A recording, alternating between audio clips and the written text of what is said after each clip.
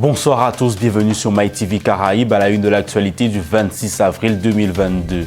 Kémy Séba est arrivé hier soir en Guadeloupe, nous allons faire le point dans ce journal. La bataille pour les législatives a débuté en France mais également en Guadeloupe. Le SIMPA Guadeloupe CFDT invite les pêcheurs à voter pour l'élection du comité de pêche. Le militant panafricain Kémy Séba est arrivé en Guadeloupe hier soir. Il se dit être prêt à engager la résistance contre la vie chère et l'injustice sociale en Guadeloupe. Une de nos équipes est partie à sa rencontre. On n'aime pas les gens éclairés dans le système colonial, dans le système de plantation. Raison pour laquelle je pense qu'ils ont été arrêtés. Nous connaissons ça très bien, puisque nous sommes persécutés très régulièrement par le pouvoir français ou ses responsables locaux, en Afrique ou ailleurs. Donc le traitement que connaissent nos frères n'a rien de surprenant. Par contre, la réponse que nous devons donner, qui est une réponse collective, c'est la raison de notre venue. On a été sollicité pour cela par les familles. Eh bien, cette réponse-là sera dans cette logique justement de processus anticolonial. C'est la démarche qui est la nôtre. Rendez-vous ce vendredi à 19h30, salle Jonction à Sainte-Anne de mémoire. Toutes les informations sont données sur notre média numéro 1, qui est notre page officielle Facebook.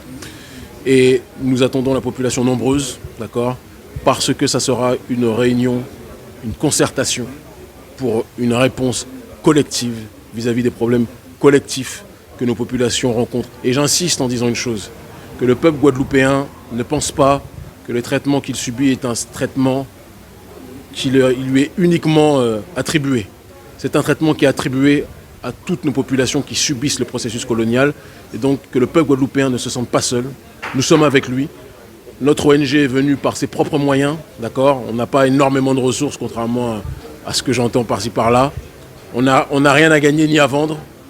On ne se présente pas à des élections. On vient simplement pour apporter notre soutien aux populations. Beaucoup auraient pu le faire, ne l'ont pas fait. Notre devoir, c'est d'être aux côtés de ceux qui sont sur le terrain et mener ce travail de défense de nos intérêts partout où nos populations sont installées. Mais les questions sur le terrain justement de la précarité ne pourront trouver leur réponse que sur le terrain de l'endogénéité et sur le terrain de la réappropriation des ressources, sur le terrain de l'endogénéité en tant que tel, sur le terrain de la consommation locale, sur le terrain de compter sur nos propres ressources humaines locales en tant que telles et ne pas toujours chercher à l'extérieur ce que l'on peut trouver à l'intérieur. La venue de Kémy Séba, j'en pense que de bonnes choses, sachant qu'on a été un peu sans prétention évidemment. Comme je l'ai dit tout à l'heure, hein, c'est parce qu'il a publié quelque chose, on lui a envoyé un message, il a été assez réceptif, il nous a répondu autant à moi qu'à Karine, la sœur de Boana, dans des minutes et on a pu mettre en place ce qui est en train de se passer. Donc on ne peut ressentir et vivre que de bonnes choses quand on voit que quelqu'un prend la décision à plus de 10 000 km de se déplacer parce qu'il est conscient de l'injustice qui est en train de se jouer dans notre île, enfin sur notre île, la Guadeloupe. Donc ça me touche particulièrement et je sais que parce que il est un homme de lettres et de conviction, tout comme mon frère, ça me touche d'autant plus parce que je suis conscient que il représente, enfin il a une certaine vision de la vie et des choses. Et quand je l'entends parler, j'entends un peu l'âme de mon frère et donc ça me touche particulièrement de le savoir ici. Je suis la sœur de Lilo, la sœur jumelle de Lilo, l'artiste Lilo et aussi médiateur de rue. Donc aujourd'hui, on a eu une conférence de presse avec monsieur Kémy Séba. Donc nous sommes très contentes de cette conférence de presse et nous espérons en fait par sa venue que l'information au niveau des grands frères sera relatée dans le monde au niveau national. Voilà. Donc voilà, je vous présente un petit peu mon frère. Donc lui c'est Lilo, donc médiateur de rue, aussi président d'association. Donc il a créé l'association En Route dans le but de réinsertion des jeunes. La réinsertion des jeunes par la musique, parce qu'il a le projet, de pouvoir faire un studio d'enregistrement dans le quartier du Rézé. Donc là, avant son incarcération, donc il a commencé les travaux dans le studio d'enregistrement. Donc là, par la suite, je pense pouvoir reprendre les travaux. J'espère pouvoir terminer ce projet. Voilà. Aujourd'hui, on a reçu Kémy, c'est franchement un honneur pour moi et pour toute mon équipe parce que c'est quand même un militant qui a une renommée mondiale et le travail qu'il fait pour la diaspora noire est quelque chose qui nous parle et donc le recevoir ici dans notre humble établissement, c'est un super honneur. De ce que nous, Guadeloupéens, nous sommes en fait, tu vois.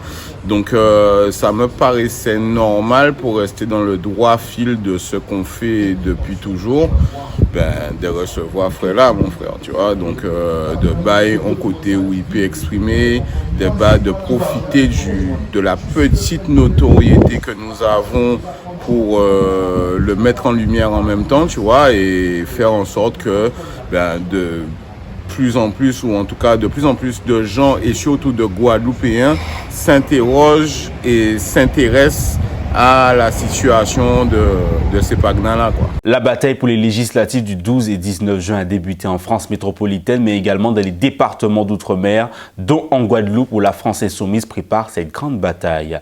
Écoutons Nadège Montout, porte-parole de la France Insoumise en Guadeloupe. L'enjeu de ces élections législatives, c'est de nous permettre d'obtenir un maximum de parlementaires, donc des députés qui iront siéger à l'Assemblée nationale pour défendre les dossiers de tous les territoires, y compris les dossiers de la Guadeloupe. On sait qu'il y a le dossier de l'eau qui n'a toujours pas été réglé, il y a le dossier du chlordécone qui a connu une issue pas très acceptable ces derniers temps.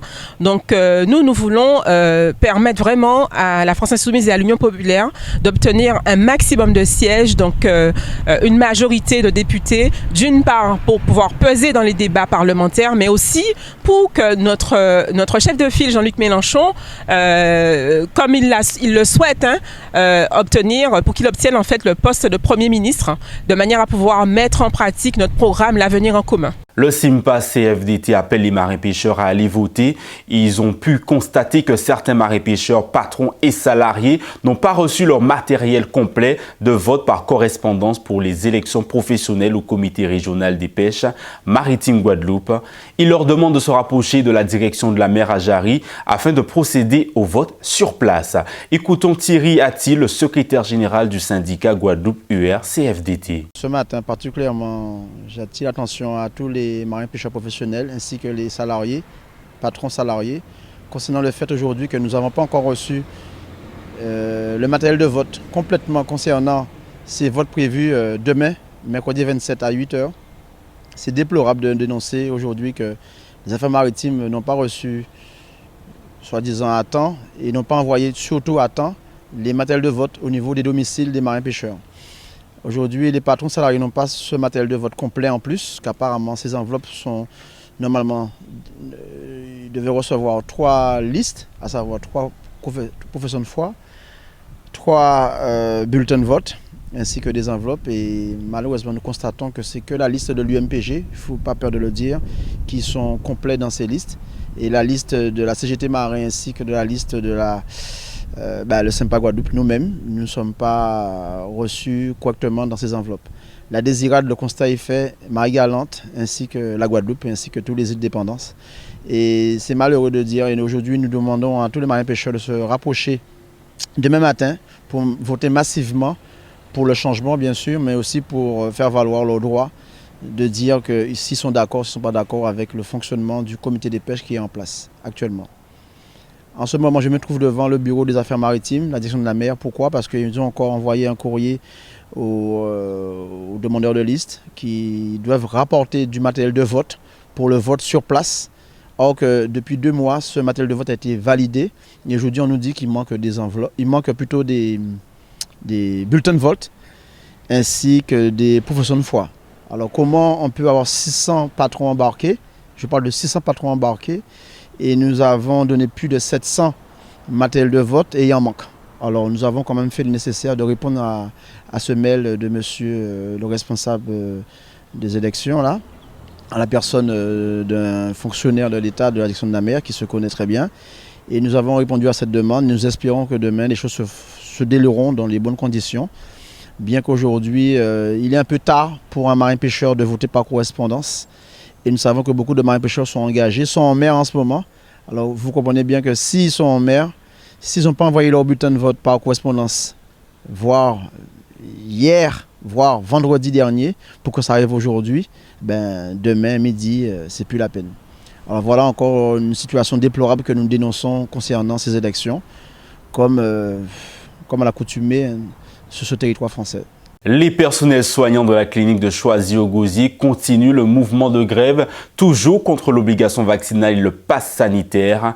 Écoutons Lise Coupé de Camartin, secrétaire médicale. Donc notre revendication, c'est toujours la loi du 5 août, c'est l'obligation vaccinale. Donc pour nous, chacun a le choix de se vacciner ou pas. Donc pourquoi nous obliger à nous vacciner? Sachant que quand on a travaillé pendant le Covid, on n'avait même pas de masques. On fabriquait des masques en tissu et on travaillait. Et là, on constate que là, on ne veut pas de salariés parce qu'on n'est pas vacciné. Sachant que nous sommes en grève, surtout depuis avant même qu'il y ait l'obligation, parce que l'obligation est arrivée à peu près fin décembre, où vraiment il y a eu l'obligation, parce que nous, les salariés qui sont sur le piquet, on a été suspendus à partir du 30 décembre. Donc on est à peu près entre 15 et 20 salariés en grève. Et suspendus, il y en a plus, parce qu'il y a beaucoup de salariés qui ne viennent pas sur le piquet. On est à peu près une trentaine de salariés suspendus. Je ne sais pas par rapport au présidentiel qu'est-ce que ça va donner, mais pour nous, non, toujours pas. Notre directeur, on n'a pas de dialogue. Donc on attend. Pour l'instant, il n'y a pas d'issue. On attend qu'on nous réintègre à notre poste. Ça fait 21 ans que je travaille à la clinique de Choisy. Et donc là, parce que je ne suis pas vaccinée, donc je suis mise à la porte, suspendue. Donc j'espère que de toute manière que cette loi va être revue. Surtout qu'on constate que de toute manière, tout en étant vacciné, on attrape toujours le Covid. Tout en étant vacciné, il y a plein de choses qui arrivent en fait, donc on commence à se dire, mais vraiment ce vaccin, est-ce que oui ou non, qu'il y ait une obligation? On nous oblige, on nous dit, nous en tant que soignants, on doit être vaccinés parce qu'on est des soignants, il y a des patients, mais il y a des patients qui ne sont pas vaccinés et je peux vous dire, des fois, c'est ceux qui sont vaccinés qui sont même plus dangereux parce qu'on a constaté qu'avec le Omicron, que les gens vaccinés l'attrapaient et c'était beaucoup plus mal à quelqu'un qui était vacciné, plus dangereux. Nous, on a été suspendus et on n'a pas eu d'entretien.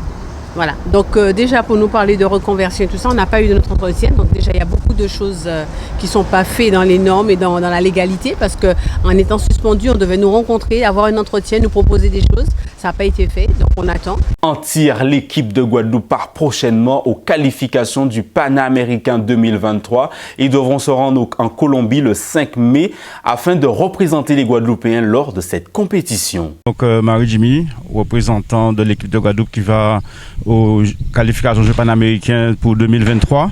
Je vais aller en Colombie du 5 mai au 18 mai. Donc vous avez M. Epil Nives qui tire au ski, M. Pierre Bourgeois au ski, Jérémy Thilo, tir de ski, Anthony Livez à la force olympique et M. Philippe Lebègue à la force olympique. Nous avons deux femmes qui ne sont pas là aujourd'hui, en la personne de Johanna Spartacus au ski olympique et Madame Ingrid Mouiza à la force olympique. Donc nous partons le jeudi 5 à 9h30 de Guadeloupe pour un long périple pour arriver à Bogota le soir et repartir le matin à Ibagué où a lieu la compétition. Donc la force olympique, l'entraînement officiel c'est le dimanche et la compétition lundi et mardi. Donc 75 plateaux le lundi, 50 le mardi plus finale. Nous avons aussi le double trap, homme-femme en force olympique et ensuite l'entraînement officiel pour le ski commence le jeudi. La compétition c'est vendredi et samedi sur 125 plateaux plus finale. Et aussi on a aussi le double mixte en ski olympique. Donc voilà. Donc l'équipe est très homogène avec deux jeunes, la personne de Jérémy Thilo pour le ski et monsieur Anthony Livez, champion de France junior. Donc là il est de retour depuis un an au pays, accompagné de monsieur Philippe Lebègue, champion de France 2019. Donc nous comptons vraiment sur l'apport des chevronnés en la personne de monsieur Pierre Bourgeois pour encadrer toute cette équipe et pouvoir ramener les quotas pour l'année prochaine. Voilà pour l'actualité du jour. Je vous rappelle une des informations principales. Kémy Séba est arrivé en Guadeloupe hier soir. Nous avons fait le point dans ce journal. On finit ce journal avec un extrait du mini-concert de l'artiste Dominique Coco ce week-end au Café Latino au Gosier. Merci de nous avoir suivis sur MyTV Caraïbes.